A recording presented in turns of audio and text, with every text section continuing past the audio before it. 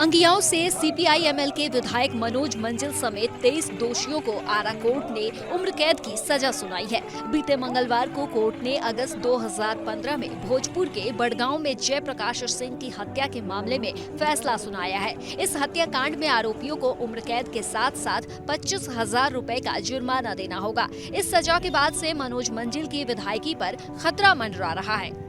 हत्या के इस मामले में आरा सिविल कोर्ट एडीजी 3 की ओर से ये सजा सुनाई गई है। विधायक को सजा की खबर मिलने के बाद आरा कोर्ट के बाहर उनके सैकड़ों समर्थक पहुंचे। साथ में तरारी से माले विधायक सुदामा प्रसाद भी विधायक मनोज मंजिल से मिलने पहुंचे।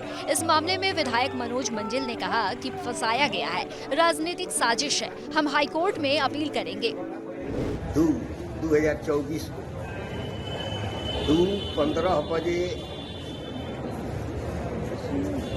तृतीय अपर सत्र न्यायाधीश आरा में सत्रवाद संख्या 127/2019 के अभियुक्त मनोज मंजिल अंगियाओं विधायक के साथ 22 अन्य लोगों को दोषी पाया गया और सजा सुनाई। क्या है पूरा एफआईआर और जिसमें मनोज मंजिल वर्तमान विधायक सीपीआई-एमएल को सजा हुई है? घटना के दिन 20/8/2015 को मृतक अपने पुत्र चंदन कुमार के साथ बाजार से आ रहा था।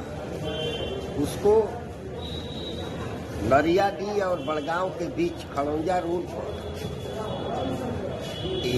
वर्तमान विधायक सहित 23-24 लोगों ने पकड़ लिया और उसका अपहरण कर मार पीट कर ईंट पत्थर लाठी डंडा से मारकर उसकी हत्या कर दी और लाश को गायब कर दिया।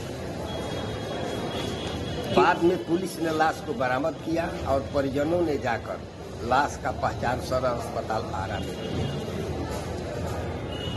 इसमें 23 लोग मनोज मंजिल सहित 23 लोगों पर आरोप पत्र गठित हुआ। आरोप गठित के बाद 9 गवाहों की गवाही हुई, जिसमें सभी गवाहों ने घटना का पूर्ण रूप से समर्थन किया है और आज सजा के बिंदु पर सुनवाई थी। सजा की सुनवाई के बाद सजा हुई, जिसमें 302/149 में आजीवन कारावास 23 मनोज मंजिल सहित 23 लोगों पर जुर्माना भी लगाया गया। 10,000 जुर्माना लगा।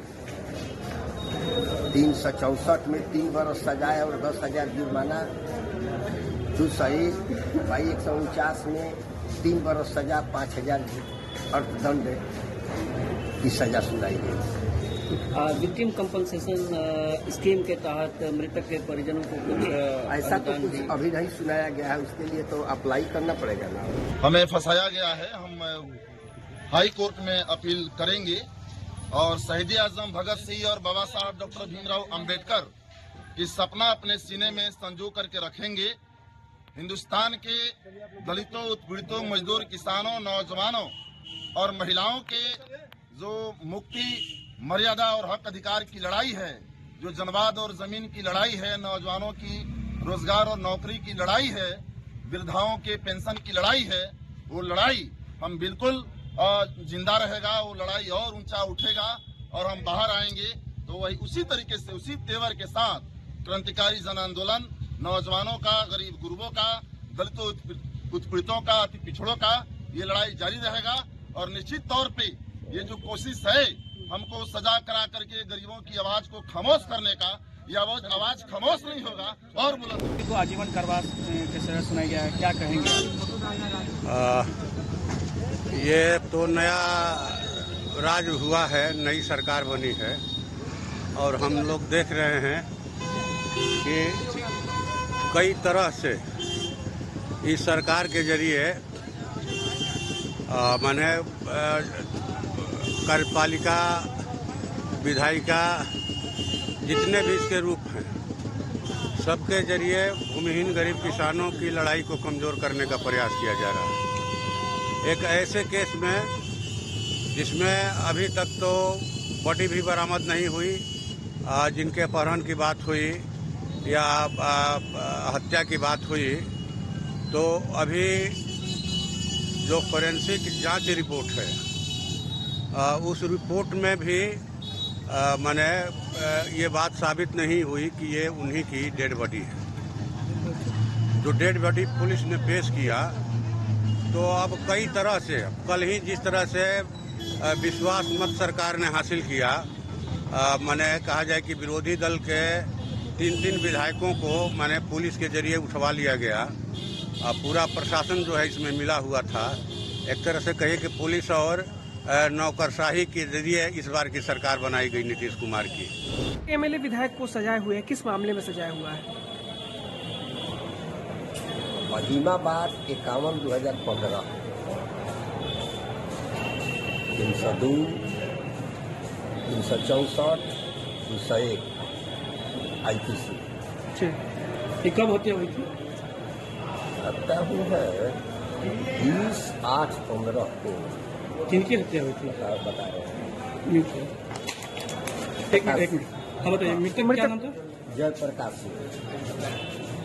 गोली मारकर हत्या की गई थी? ना, कैसे? गोली मार कर नहीं, ईंट पत्थर से लाठी डंडा से मारकर उसका हत्या की गई। उस मामले में ये जो विधायक हैं ये आरोपित थे जी, और कितने लोग आरोपित थे? इसमें और 23 लोग हैं, विधायक के साथ 23 लोग। 23 लोग। जी, इनको क्या सजा सुनाई गई है? इसमें सजा सुनेगा 302/149 में आजीवन कारावास और 10,000 रुपया फाइन। 364 में 3 बरस सजाए 10,000 रुपया फाइन। 201 में 3 बरस सजाए 5,000 रुपया।